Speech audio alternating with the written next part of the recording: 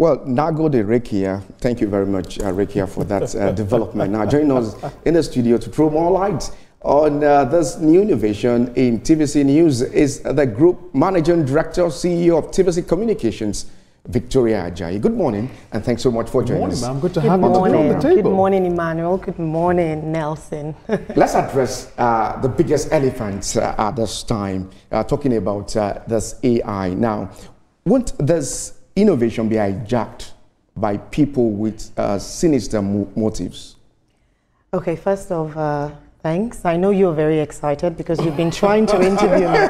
So you get to interview me finally. And it's my first time on the breakfast show. Wow, that's what we're glad to have you today. So thanks for the question. So you talked about whether it would be hijacked or not. The fact is, new technology is always uncomfortable and it comes with fears.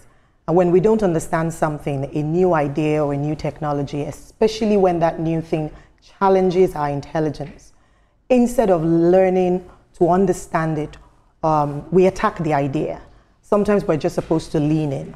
Whilst this will make us feel good for a while, it doesn't change the risk that exists or the fears that exist with that technology. Neither will that technology disappear.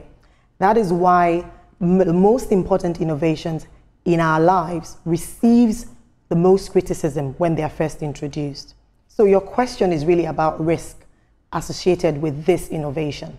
Are there risks with the use of AI generally? Yes. Think about it. Is there any technology without risk? The principal risk on a lot of people's minds is deepfake. Deepfakes now look real, and AI bots can now mimic a human's voice. That has been in existence for some time now. And for some people, they'll continue to use it. People will continue to use deepfakes for sinister motives. I think there are more criminally minded people in this world than good people. So the introduction of our AI anchors isn't going to stop people from using deepfakes. Or is it? So can our AI anchors be hijacked by someone else? Probably not. But can someone else try to copy, sit down and try to recreate what we have done and pass it off as ours? Yes, they do that already with our real anchors, which is why it is very important to note, and it's very, very salient at this point, that problems created by AI can also be managed with the use of AI. The perfect example of this is in education. With generative AI, the world of academia changed. Professors are now very aware that essays and theses, which used to be the main determinants of scoring undergrads and postgrads, can now be written by AI. As much as they ask students not to use AI, they can't stop students from using AI, or can they? However, they've now decided to pass the same essays through AI as well to check if those essays have been generated by AI. And when they are, those essays are flagged and rejected.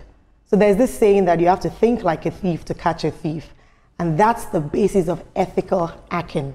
So in our particular case, we've been introduced to a solution by the AI experts we're working with that helps us to identify deepfakes in an instant.